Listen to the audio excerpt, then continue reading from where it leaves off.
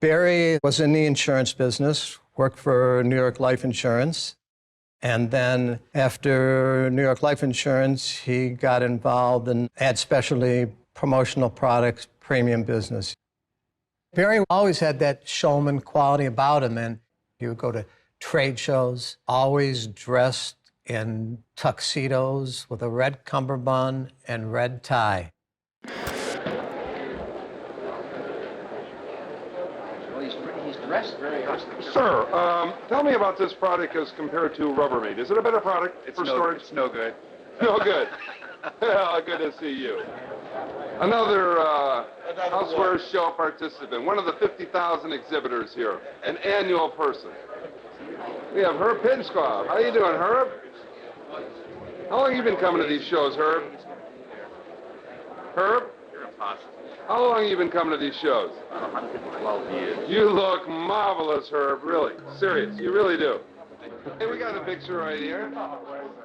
Trapped inside his insurance salesman's skin, there was a performance artist struggling to break free. Oh my God, there's a guy from New York who I was just... Then, one cold winter night in 1979, his life was set on a new course, on the hardwood of the West Bloomfield JCC. We're playing in a basketball league at Jewish Community Center and talking about the All-Star game coming up. Barry says to a few of us, I'm thinking about crashing this All-Star game.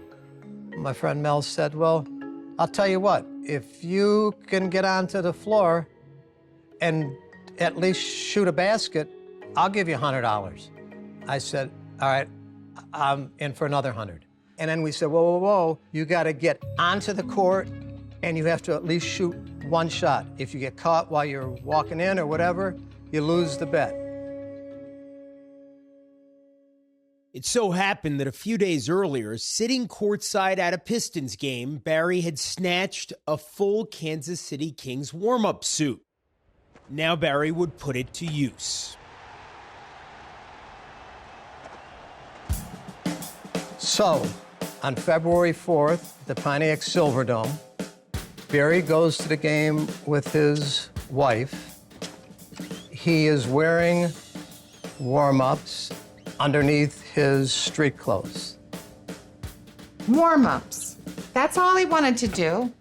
Get on the court during the warm-ups. So after we got into the stadium, we worked our way down to where there's a bathroom next to the tunnel. And I knocked when I saw the team coming. He came out and handed me his clothes.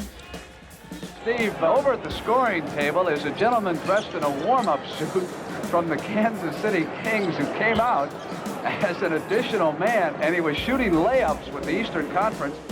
And we are sitting there in hysterics, laughing. People saying, well, what's so funny? I said, what's so funny? You see that guy over there? He says, yeah. I said, that's not Ollie Johnson, that's my buddy Barry Bremen. Barry's stunt made a splash. And it aroused the storytelling instincts of a certain network sports correspondent based in New York. My father. Our Sportsman of the Week is a man who put on a spectacular show 2 days ago in the National Basketball Association's All-Star Game. The man coming up on the right in the red warm-up suit. There he goes. He was an imposter, an insurance salesman who won a $300 bet by posing as a pro basketball player. His name is Barry Bremen. He is 31. He is our Sportsman of the Week, and he is sitting next to me wearing his warm-up uniform. Barry, how did you get on the court at the All-Star Game? Well, we had it planned that when the players were coming out of the tunnel, that I would sneak. I had an overcoat covering this top part, and I had Levi's covering the bottom pants. They're quite nice. Thank you. I went into the bathroom and changed. What was the players' reaction when they saw you in their midst? I got there and said, fellas, just stay cool. I got a bet going. All I want to do is be in the layup line or get a rebound. And what did they say? They loved it. They loved it. Otis Birdsong looked at me and he says, we got the same uniform. I didn't know we're on the same team.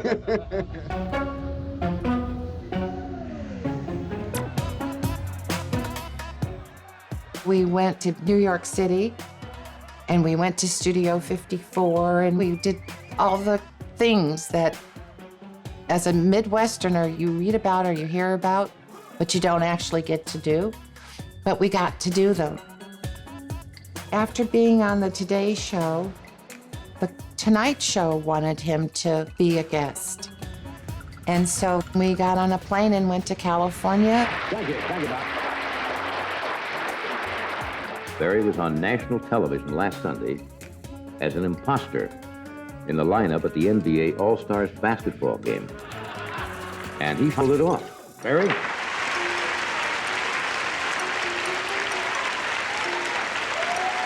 Well, what happened was we were going in line for layups, and McGinnis had given it to me, and I passed it back to him, and I'm looking, and Brent Musburger looks at me, and his facial expression with his eyes like came out of his head and said, "Who the hell is he?" Yeah, You know, it's like, I can see him looking at the That's right. rundown. That's right. Exactly right.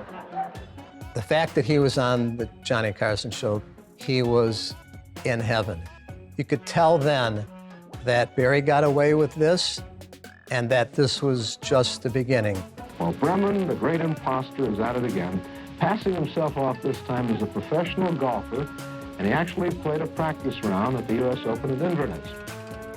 I had noticed in the practice round that all you really had to do is walk around with a caddy carrying your clubs, and as long as you had a golf glove on and golf shoes, that you could basically go anywhere you want and pretend you're a golfer. So that's exactly what we did. But to continue to perpetrate his pranks, Barry was going to need help. What do you do next? So he enlisted an accomplice, the correspondent he'd met doing the Today Show. Barry and my father's relationship evolved into a friendship and also a kind of partnership.